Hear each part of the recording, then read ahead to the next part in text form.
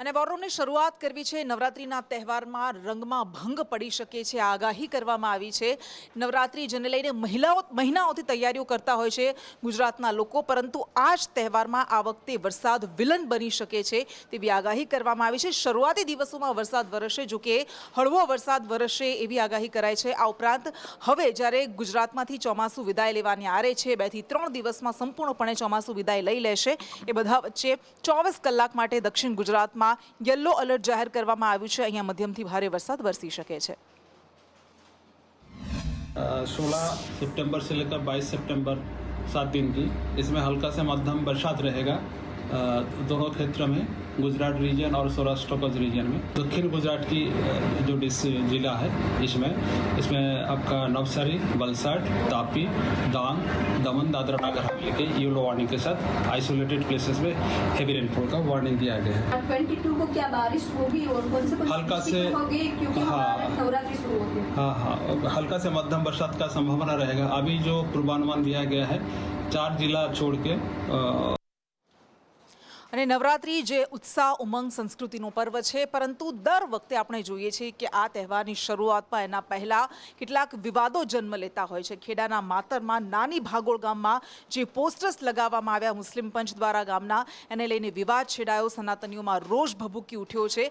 અને આ પોસ્ટર્સમાં શું લખવામાં આવ્યું છે, કોના દ્વારા પોસ્ટર્સ લગાવવામાં આવ્યા હતા, ત્યારબાદ કોઈ કાર્યવાહી કરાઈ છે કે કેમ, એ તમામ વિગત આપશે કરુણેશ।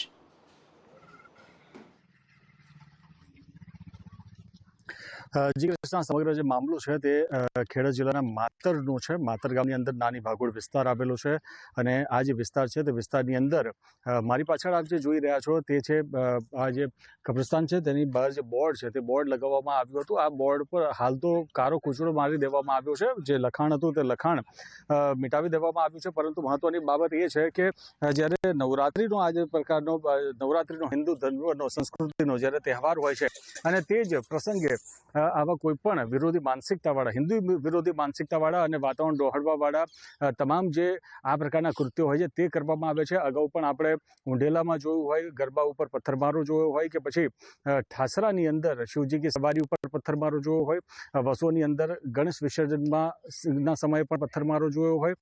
આ તમામ જે પ્રકારની ઘટનાઓ છે એક બાદ એક જોવા મળી રહી છે। માતરમાંથી આ વધુ એક ઘટના છે, ત્યારે આ સમગ્ર મામલે હિન્દુ સંગઠનો દ્વારા, જેમાં બજરંગ દળ અને વિશ્વ હિન્દુ પરિષદ દ્વારા આ સમગ્ર મામલે માતર પોલીસ સ્ટેશનની અંદર ફરિયાદ દાખલ કરવામાં આવી છે। તેમની એક જ માંગ છે કે આ જે પ્રકારના કૃત્યો છે તે કૃત્યો કરનારા જે પણ કોઈ અસામાજિક તત્વો હોય તેના વિરુદ્ધ કડકમાં કડક કાર્યવાહી કરવામાં આવે અને કરવી જ જોઈએ। અને જે પ્રકારે અત્યારે જોવા મળી રહ્યું છે કે તાત્કાલિક આ જે સમગ્ર વિડીયો હતો અને ફોટો હતો તે વાયરલ થયો હતો અને ત્યારબાદ તુરંત જ પોલીસે કાર્યવાહી કરી હતી અને પોલીસે કાર્યવાહીના ભાગરૂપે અહીંયા આગળ જે પણ મુસ્લિમ સમાજના લોકો છે તેમને આ જે બોર્ડ માર્યું હતું તે બોર્ડ ઉપર કાળો કૂચડો ફેરવી દેવા માટે, આ બોર્ડ હટાવી દેવા માટે જણાવ્યું હતું। ત્યારબાદ આ બોર્ડ આપ મારી પાછળ જે જોઈ રહ્યા છો તેની ઉપર કાળા કલરનો રંગ લગાવી દેવામાં આવ્યો છે અને જે લખાણ હતું કે અહીંયા મદ્રેસા હોવાથી કે આસપાસ મસ્જિદ હોવાથી અહીંયા આ વિસ્તારની અંદર કોઈ જ ગરબા રમવા કે ગરબા વગાડવા નહીં, વગાડવા પર સ્પષ્ટ મનાઈ છે તે ફરમાવતું આ બોર્ડ હતું ને તે બોર્ડ ઉપર કાળો કલર હાલ મારી દેવામાં આવ્યો છે।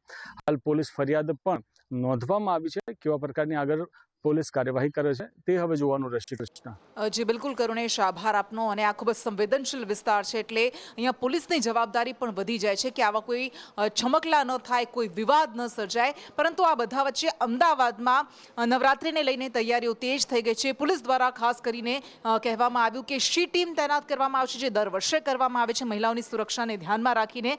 આ ઉપરાંત સતત પેટ્રોલિંગ કરવામાં આવશે, પરંતુ સાથે સાથે પોલીસ દ્વારા એ અપીલ પણ કરાય છે કે કાયદાને ધ્યાનમાં રાખીને नियमों प्रमाणे तमे तहेवार उजवो। समीक्षा कर रहे हैं, उसमें प्रॉपर बंदोबस्त रहेगा, पुलिस की पेट्रोलिंग रहेगी और हमने सीसीटीवी का जो उधर इंस्ट्रक्शन दी है उनकी सीसीटीवी वो लोग लगाएंगे जो बड़े बड़े गरबे हैं और उनकी फीड भी हमारे यहाँ पे भी हम चेक करेंगे।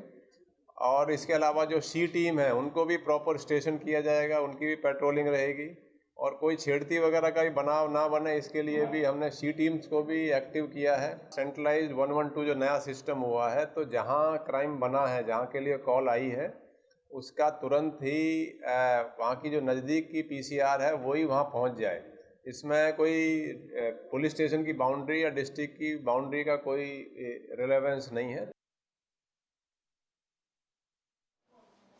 અને ગુજરાતમાં ખાતર માટે મારવા પડતા બલખા અને તેને લઈને સર્જાતો કકળાટ એ કોઈ નવી વાત નથી, પરંતુ એમાં પણ કલાકો સુધી કતારોમાં ઊભા રહ્યા પછી પણ ખાતર મળતું નથી અને આ બધા વચ્ચે ખેડૂતો સાથે એક અલગ જ રમત રમાય છે અને એ છે નકલી ખાતરની, શંકાસ્પદ ખાતરની. વારંવાર એવા કિસ્સા સામે આવતા રહે છે અને બનાસકાંઠામાં 60 કટા નકલી શંકાસ્પદ યુરિયા ખાતર ઝડપાયું છે, જેને લઈને તપાસ હાથ ધરાઈ છે. ડીસા પોલીસ અને ખેતીવાડી વિભાગે આ ખાતરનો જથ્થો ઝડપ્યો છે.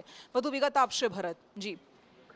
જી કૃષ્ણા, ડીસા તાલુકા પોલીસ અને ખેતીવાડી અધિકારી દ્વારા આજે વાહન ચેકિંગ હાથ ધરવામાં આવ્યું હતું ને એ દરમિયાન સાચોર તરફથી એક પિકઅપ ડાલાની અંદર 60 જેટલા કટ્ટા ભરીને આવી રહ્યો હતો ને તેની તપાસ કરતા યુરિયા ખાતર શંકાસ્પદ હોવાનું જાણે આવ્યું હતું ને પોલીસે અને ખેતીવાડી વિભાગે આ જે યુરિયા ખાતર હતું, જે જીપ ડાલું ભરેલું હતું, તેને પોલીસ મથકે લાવ્યા બાદ તેના સેમ્પલ મોકલવામાં આવ્યા હતા. જોકે એક તરફ બનાસકાંઠામાં યુરિયા ખાતરની ભારે તંગી છે, ખેડૂતો પરેશાન થઈ રહ્યા છે, અને બીજી તરફ બારદાનું ચેન્જ કરી અને આ ખાતર કંપનીઓમાં મોકલવામાં આવતું હોવાનું પણ પોલીસ સૂત્રો કહી રહ્યા છે ને હાલ એની તપાસ ચાલુ છે. જી બિલકુલ, આભાર. અને નર્મદાના તિલકવાડામાં વિદ્યાર્થીઓ ધરણા પર ઉતર્યા, રસ્તા પર ઉતર્યા, એ હોબાળો મચાવ્યો અને એની પાછળનું કારણ હતું કે એકલેવ્ય સ્કૂલના આ વિદ્યાર્થીઓને સમયસર જમવાનું નહોતું મળતું, તેમને રાહ જોવી પડતી હતી જમવા માટે, અને જ્યારે પ્રિન્સિપાલને કહેતા ત્યારે પ્રિન્સિપાલ ઉપરથી ધમકી આપતા હતા. જમવાનું પણ અમને સમયસર નહીં આપતું, સીધા 2-2:30 વાગે આપે છે જમવાનું, અને આખા સવારે અમે નાસ્તો કરીને જઈએ છીએ તે જ પછી તો જમવાનું બી, અને કોઈ અધિકારી આવે તે સમયે સારું જમવાનું આપે છે, ત્યાર પછી બીજા દિવસથી જેવું જમવાનું મળે તેવું જ આપે છે. સ્ટેશનરી બી પૂરેપૂરી નહીં આપતા અમને, મહિનામાં એક વખત આપતા આપવાની હોય ને આપતા નહીં પૂરેપૂરી અમને, અને જે ટોયલેટરી આપવામાં આવે છે એ પણ નહીં આપતા. મહિના 1 મહિનો 2 મહિના 3 મહિના કેટલા મહિના વીતી જાય છે, અમને તો યાદ બી નથી કે ટોયલેટરી ક્યારે આવી હશે. અને ગુજરાતમાં ઇન્ટરનેશનલ બોગસ કોલ સેન્ટર્સનો રાફડો ફાટ્યો છે. ક્યારેક એક નાનકડા એવા રૂમમાંથી આખો આ બોગસ કોલ સેન્ટર ચલાવવામાં આવે છે, ક્યારેક હોટલમાંથી ચલાવવામાં આવે છે, અને વલસાડમાં આવું જ એક બોગસ કોલ સેન્ટર ઝડપી પાડવામાં આવ્યું છે, જેમાં વિદેશી નાગરિકોને ફસાવવામાં આવતા હતા, અને આ આરોપીમાં 2 મહિલાઓ પણ હતી. જાવેદ વધુ વિગત આપશે. જાવેદ, આ આરોપીઓની મોડસ ઓપરેન્ડી શું હતી, કેવી રીતે ફસાવતા હતા નાગરિકોને, વિદેશી નાગરિકોને? જી, આ કોલ સેન્ટર જે છે એ વલસાડના ભીલાડ એટલે કે મહારાષ્ટ્ર ગુજરાતની બોર્ડર પર ભીલાડ ગામથી હોટલમાં હાઈવે ઉપર ચાલતું હતું, અને જ્યાં વિદેશી નાગરિકોની સાથે છેતરપિંડી, લોભામણી સ્કીમો આપીને લાલચ આપી અને એમને છેતરવામાં આવતા હતા. જો કે કોમ્પ્યુટર સહિત દસ્તાવેજો, ઇન્ટરનેટ, બ્રોડબેન્ડથી લઈને તમામ જે ચીજ વસ્તુઓ પોલીસે કબજે કરી છે. આઈજી ક્રાઇમની ટીમ દ્વારા જે છે આ કાર્યવાહી કરવામાં આવી હતી. છેલ્લા 2 દિવસથી મોનિટરિંગ થઈ રહ્યું હતું, અને ત્યારબાદ મળેલ બાતમીના આધારે પોલીસે છાપો માર્યો હતો અને 12 જેટલા વ્યક્તિઓને અટકાયત કરી છે. એમાં 2 મહિલાઓનો પણ સમાવેશ થાય છે. જી બિલકુલ, આભાર આપનો. અને હવે વાત કરવી છે એવા મોત બનીને ઝળુમતા મકાનોની. અનેક જીવ અત્યાર સુધીમાં લઈ ચૂક્યા છે. ગમે ત્યારે પત્તાના મહેલની માફક ધરાશાયી થઈ જાય છે અને નીચે જિંદગી કચડાઈ જાય છે. અમદાવાદના નારણપુરામાં એક આવી જ ઘટના બનતા અટકી ગઈ હતી. એ સદનસીબે આમાં કોઈ જાનહાનિ નથી થઈ, પરંતુ અહીંયા આવું જ એક જર્જરિત થયેલ મકાન એ ધરાશાયી થયું હતું. સોસાયટીના રહીશો કેટલાય સમયથી રીડેવલપમેન્ટની માંગ કરી રહ્યા છે, અને આખરે હવે તંત્ર દોડતું થયું છે. રૂપલ પાર્ક સોસાયટીની અંદર જે મકાનની અંદર છત છે તે ધરાશાયી થવાની જે ઘટના છે તે સામે આવી છે. જોઈ શકાય છે આ દ્રશ્યો કે જે આખું જે છત છે તે પડી ગઈ છે, અને જે રીતે ત્યારે હાલ જે સમય દરમિયાન સદનસીબે આમાં કોઈ દુર્ઘટના નથી સર્જાઈ. ત્યારે જે મકાન માલિક છે તેમની સાથે વાતચીત કરીશું. અત્યારે આખી જો એસી, પંખો, બેડ તમામ વસ્તુ છે કે જે અત્યારે હાલ તૂટી ગઈ છે. ત્યારે આ ઘટનાને લઈને જે ખાસ કરીને મકાન માલિક છે તેમની સાથે વાતચીત કરીશું. કેટલા વાગ્યા આસપાસ આ ઘટના સર્જાઈ છે, અને આપનું મકાન કેટલા વર્ષ જૂનું છે? મેડમ, આ મકાન મારું 45 વર્ષ જૂનું છે, અને આ ઘટના સવારે 10:30 વાગ્યાની આજુબાજુ થઈ ગઈ. શું કહેશો, જે સમય દરમિયાન આ ઘટના ઘટી ત્યારે પરિવારના લોકો ક્યાં હતા અને શું માંગ આપની રહેલી છે? આ સવારે થયું છે એટલે એક જ છોકરી મારી અહીંયા જોબ, એના વર્ક ફ્રોમ હોમ જોબ ચાલે છે, એટલે એ બેઠી હતી, અને આ એસી હલ્યું ને એમાં એ આ ડોરમાંથી બહાર નીકળી ગઈ એટલે બચી ગઈ છે. બાકી રાત્રે જો પડ્યું તો અહીંયા 4 જણા સૂવે છે. અમારે એક જ એસી એટલે બધા ભેગા સૂવે છે.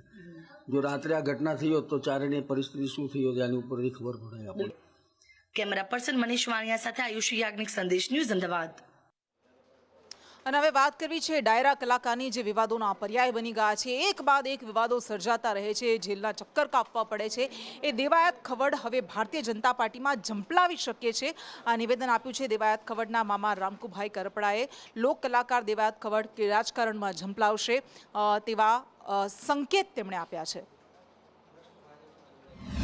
હવે મારે રાજકીય ક્ષેત્રે આગળ વધવું, એટલે રાજકીય ક્ષેત્રે આગળ વધવા માટે થઈ અને એ કોઈ પણ પાર્ટી જોઈન્ટ કરશે અને આવનાર વિધાનસભાની ચૂંટણી લડવા માટે એને મહેનત કરી રહ્યા છે.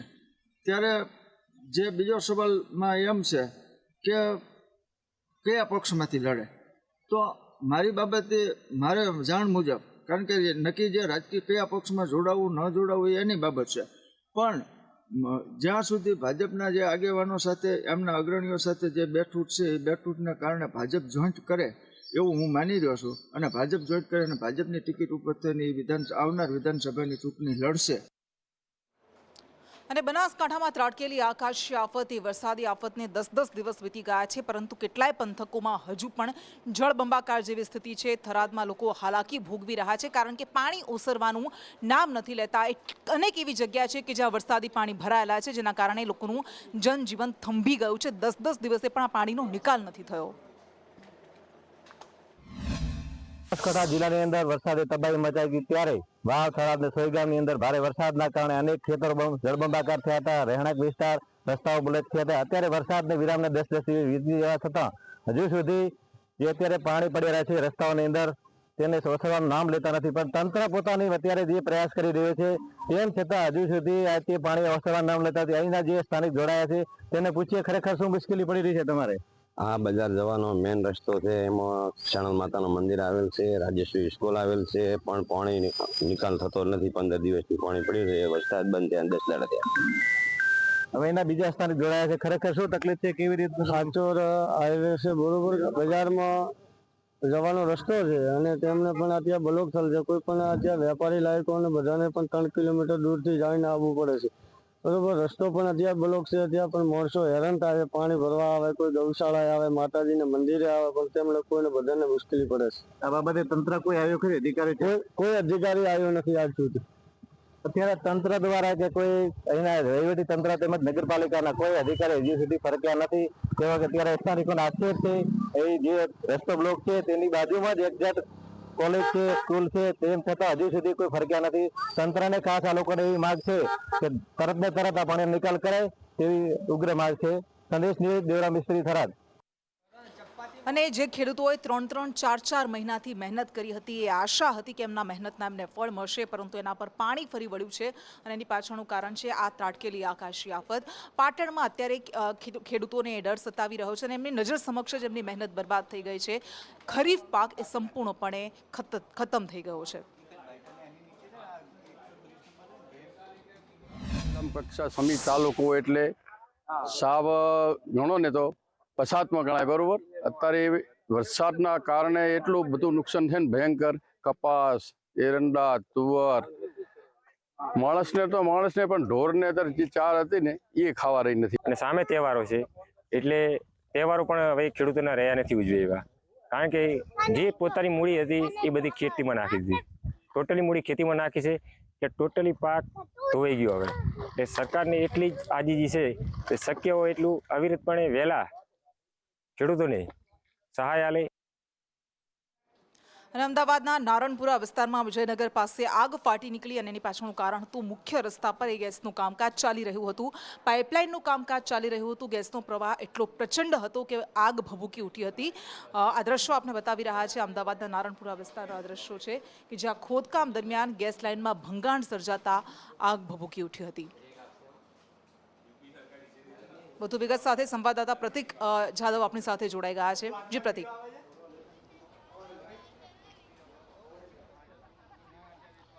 કૃષ્ણા, નારણપુરા વિસ્તારની ઘટના છે. ધરતી વિકાસ હોલ પાસે આ રિદ્ધિ વિનાયક ટાવર આવેલો છે કે જ્યાં આગળ ખોદકામ દરમિયાન અદાણીની જે ગેસ લાઇન છે તેમાં લીકેજ સર્જાયું હતું અને લીકેજ સર્જાયા સાથે જ ફાયરની ઘટના બની હતી અને રોડ ઉપર આગની જ્વાળાઓ દેખાઈ હતી, જેના કારણે આસપાસના સ્થાનિકો છે તે હેરાન પરેશાન થઈ ગયા હતા. મહત્વનું છે કે આ જે ઘટના છે તે ઘટનાની જાણ ફાયર બ્રિગેડને કર્યા બાદ તુરંત જ ફાયર બ્રિગેડનો કાફલો ઘટના સ્થળે પહોંચ્યો હતો અને આગને કાબૂમાં લીધી હતી. આપણી સાથે કેટલાક સ્થાનિકો છે તેમની સાથે વાત કરશું. શું કહેશો, આ જે ઘટના બની હતી કેટલું જોખમ હતું તમારા ફ્લેટ ઉપર, ને ખાસ તો ખૂબ જ સારી વાત કહેવાય કે ટૂંક સમયમાં આગને કાબૂમાં લેવામાં આવી?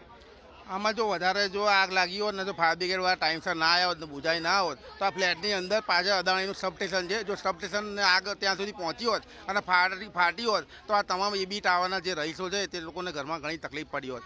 સમયસર લોકો નીચે ઉતરી ગયા અને આગ કાબૂમાં આવી ગઈ, ત્યાંથી ખરેખર આજે લોકોનો બચાવ થયેલો હોય. ઓકે, તમે આ આગને તમારી નજરે જોઈ છે, ફાયર બ્રિગેડને પણ તમે જ ફોન કર્યો હતો. કેટલી ઝડપી ફાયરની કામગીરી હતી ને કેવા દ્રશ્યો હતા? ખાસ તો વિધિન 10 મિનિટ્સમાં ફાયર બ્રિગેડવાળા એમની સર્વિસ પ્રોવાઈડ કરી, એમને બહુ સરસ રીતે કામગીરી બજાવી છે.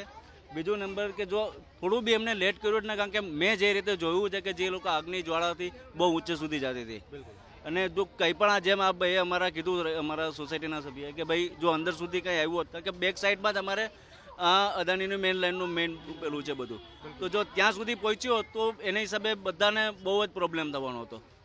ખાસ તો ખોદકામ કરતી વખતે આ ઘટના બની હતી, તો ખોદકામ કરતી વખતે શું ધ્યાનમાં રાખવું જોઈએ? કારણ કે આવા જો ખોદકામ બેદરકારીપૂર્વક થાય તો લોકોના જીવ પણ જોખમમાં મુકાઈ શકે છે.